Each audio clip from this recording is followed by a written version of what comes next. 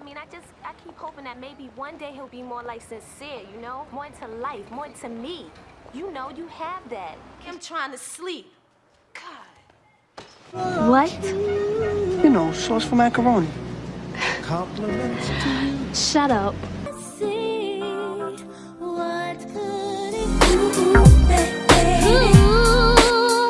My younger days, I was on Off-Broadway in a show called Mama I Wanna Sing. So I was familiar with stage. I was familiar with singing. Okay. I was familiar with theater.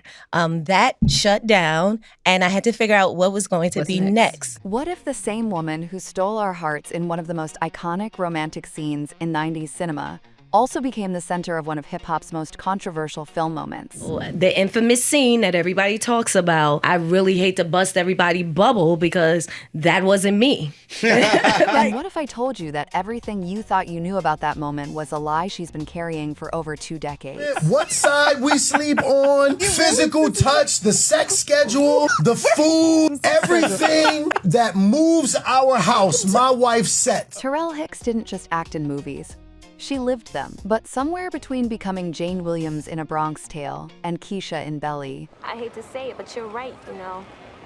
It just hurts to be alone, you know? And the only thing I have is up. Something happened that would haunt her career forever. I know I did an interview not too long ago where I said, I regret saying no. Now I'm going to explain it. Yes, because my maturity level as far as where I was as an actress, I wasn't mature in acting. 2 shocking secrets buried in her past are about to surface. And trust me, the final revelation will leave you questioning everything you remember about 90s cinema. September 21st, 1974.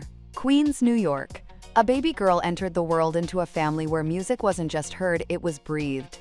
Taral's father drove trucks for Hannah's Meat Company, leaving before dawn, returning after dusk. Mom was, she took care of the home, raised children, and Dad was a truck driver for Hannah's Meat Company. Her mother stayed home, raising 5 children while playing organ at their Oneness Pentecostal church, where Taral's grandfather served as pastor.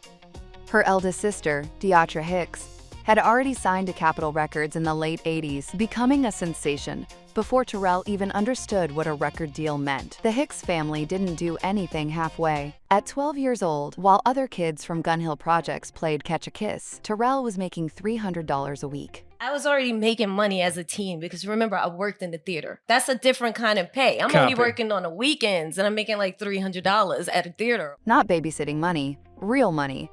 She started as an usher at an off-Broadway show called Mama I Want to Sing, watching adults perform night after night, memorizing every line, every note, knowing with absolute certainty that she belonged on that stage. Then came the moment that changed everything. Someone didn't show up. A performer called in sick. And there stood this 12-year-old usher who knew every word, every movement, every breath of the show. They put her on stage that night, and Taral Hicks never went back to the audience. They needed the spot filled. I'm in the audience singing the parts every night, just acting starstruck over these people on stage. But acting, that wasn't even on her radar. She was focused on the singing, not realizing she was absorbing something else entirely. Something that would make Robert De Niro stop in his tracks years later. 1993 arrived with Winter's Bite and a commercial that would change Taral's life. Ralph McDaniels on Video Music Box announced an open casting call. Robert De Niro was looking for a black girl for his directorial debut. Taral's sister Miriam heard it first and told her younger sister about the audition. It was what came on the television. That popped up. And my sister heard it and she was like, Robert De Niro's looking for a black girl. You need to go out for this. And I'm like, whatever. Okay, sure, whatever. Taral, now 16 and watching her off-Broadway show close down, figured she'd try her luck. What she walked into wasn't an audition. It was a war zone. Thousands of girls. Every shade, every background, all hoping to play the romantic lead opposite an Italian boy in a story about forbidden love during the racially charged 1960s. Latinas showed up, thinking maybe they could change De Niro's mind. White girls arrived with the same hope, and Taral stood among them, looking at a script with a name she'd never seen before. Caligario, she said into the camera. I went in, I said his name wrong. I'll never forget that audition because I was like, what kind of I was saying that to myself. What kind of name is this? Like, how do you even pronounce this? The casting director blinked. "It's Kalo, J-Ro. Let's do it again." Taral laughed at herself walking out. She'd blown it. Mispronounced the male lead's name in a film called A Bronx Tale. Me, I'm Calogero. Who? Calogero. What kind of name is that? It's Italian, but actually it's Sicilian. My family's from Sicily. There was no way they were calling her back. Except they did. Second callback. 50 girls remained. Taral walked in, did her scene with Chaz Palminteri, and felt his approval, but De Niro wasn't in the room yet. When she left, girls whispered in hallways about Bob being in there now. Taral didn't know who Bob was. Third callback. 20 girls. De Niro sat across from her this time, and Taral learned something crucial. Not knowing who he was became her superpower. While other girls shook with nervousness, starstruck and trembling, Taral just acted. She didn't see a legend. She saw Chaz smiling at her, and she trusted that smile. Then came the phone calls that felt like psychological warfare. The casting director told her mother to keep Taral out of the sun. They loved her skin tone, that perfect brown, and didn't want her getting darker. No roller skating at Skate Key, even though that's where every Bronx teenager spent their summer. No playing outside, no fun, just waiting. They would say things like, tell Taral, don't go, play in the sun. We love her complexion the way it is. We don't want to get any darker because it was summertime. It's like, we don't want to get any darker, us black girls. "If I don't get this role," Taral told her mother, "I'm going to be upset because y'all are ruining my summer." She got the role. She was like, you got the role, baby girl. I was like, oh, I got the role. We getting out the project. Yeah! The movie wrapped in early 1993, with a brief hiatus when De Niro broke his ankle. They returned in January to finish final scenes. And somewhere in those months, Taral's father started parking their red Sundance in different spots, preparing for a move they all knew was coming. A Bronx Tale released later that year, and suddenly, Taral Hicks wasn't just a girl from Gun Hill. She was Jane Williams, and Jane Williams represented something profound. Of a cherry so sweet. Yeah! Fan letters poured in. DMs that would come years later in the internet age started as handwritten notes. Dark-skinned black women told her they finally saw themselves as beautiful, as worthy of an Italian boy's love, as deserving of being the girl in the movie instead of the sidekick. But the compliments came twisted too. "You're really pretty for a dark-skinned girl. I love dark girls because of you." Taral learned early that representation came with a price. She'd become a symbol, whether she wanted to be or not. But while the world celebrated Jane Williams, Hollywood was preparing its next move. Robert De Niro introduced Taral to Tommy Mottola at the premiere. Epic Records came calling. After Bronx Tale, I got signed to Epic Records immediately. So that was another rush for me because it's like, now I get to sing, finally. Suddenly, she wasn't just an actress. She was a recording artist, signed to Sony, working with producers who'd crafted Whitney Houston's sound. Here's where the fairy tale starts cracking. Epic didn't know what to do with her. Pop? R&B? They couldn't decide, so they did nothing. Taral sat at Sony for 2 years, watching executives change, watching presidents shuffle, watching her moment slip away, until Dice, an A&R rep, saw her perform and made a move that would shift everything. "I'm buying you out of that contract," he told her. "You're coming to Motown." No, we're going to buy you out of that deal. They haven't put you out yet, we're going to buy you. So basically, Andre brought me from Sony. The late, great Andre Harrell, Yes. rest in peace. Brought me from Sony, signed me, Dice was my A&R, and we got to making that album. Andre Harrell had just taken over Motown Records with plans to make it legendary again. Taral Hicks would be their princess. The album, this time, dropped in 1997, and the single, Silly, a remake of Denise Williams' classic, became Taral's calling card. The black and white video, directed by Hype Williams, showcased Taral's voice in a way A Bronx Tale never could. She wasn't just pretty, she wasn't just an actress. She had pipes that could shatter glass and heal hearts in the same breath. But Hype Williams saw something else in Taral, something darker. Hype Williams was directing his first feature film, Belly, a neo-noir hip-hop crime drama starring DMX and Nas. He needed someone to play Keisha, DMX's volatile girlfriend. He needed someone who could be the complete opposite of Sweet Jane Williams. He called Taral. When Taral read the script, she saw the cursing first. Raised Pentecostal, cussing was a sin. But her mother, who managed her career, said something that changed Taral's perspective. You're acting. Repent after. But I spoke to my mom about it. She's like, you're acting, And God knows you're acting. What Taral didn't see in that script was the scene that would define her career in ways A Bronx Tale never could. The infamous intimate scene that would follow her for decades. Here's the truth that Taral carried silently for over 20 years. When she wrapped her scenes in Belly, she left the set. What appeared on screen in that controversial moment with DMX? That wasn't her. So the infamous scene that everybody talks about, I really hate to bust everybody's bubble because that wasn't me. A body double stepped in, filming continued, and Taral didn't discover what had been shot until the premiere. Years later, I spoke to my body double, and she told me, she was like, yeah, when you left the set, they tried to get me to do the scene. Imagine sitting in a theater with your mother, your husband-to-be Lauren Dawson, your friends, and Puff Daddy sitting rows away. The lights dim. Belly unfolds in Hype Williams' signature blue-tinted cinematography. Then comes the scene. Taral clutched her pearls, literally, watching something she never filmed play out on screen while her family sat beside her. Her mother's tone shifted. Her husband squeezed her hand, and down the row she could sense Puff Daddy's eyes on her. After the premiere, Brandy approached her in the hallway. "Girl, I didn't know you had all that." But Taral wasn't celebrating. She was furious, embarrassed, and worst of all, terrified about what Hollywood would ask her to do next. June Ambrose, the legendary stylist, wasn't happy either. That $10,000 La Perla lingerie Taral wore in earlier scenes, covered in baby oil for the body double scene, ruined. Probably couldn't even be returned. June was mad because, yes, I had on a $10,000 lingerie, baby oil spilled all over it. I don't even think she could return that piece. I don't think so.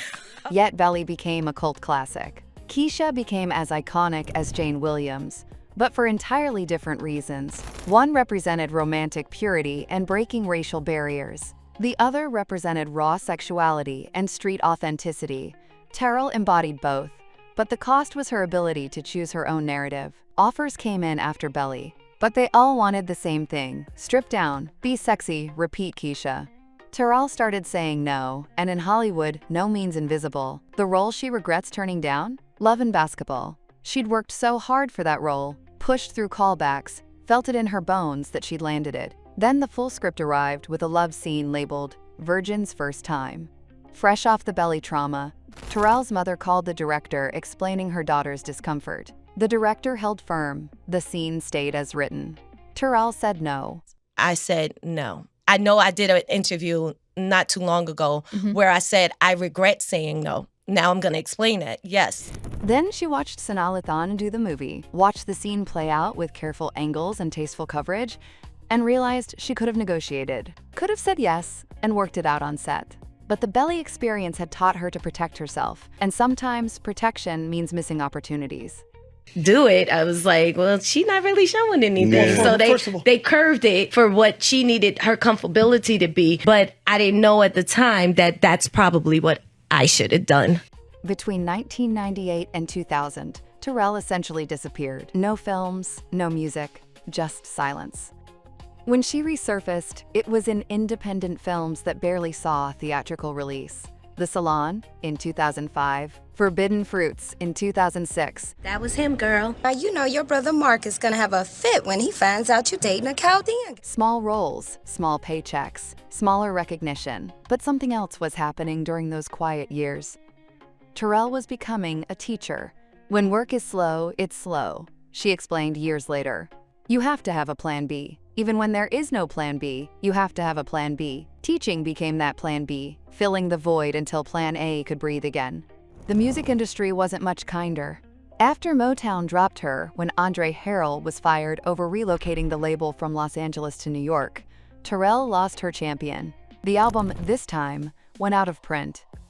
Silly became a memory played on Quiet Storm radio shows.